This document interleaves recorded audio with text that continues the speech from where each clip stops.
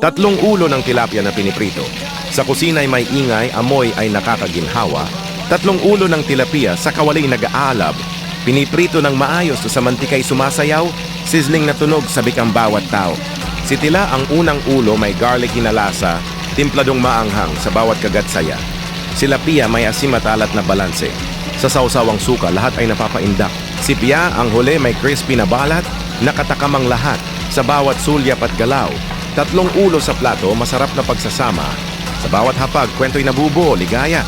Kain tayo mga kaibigan sa talagang masarap.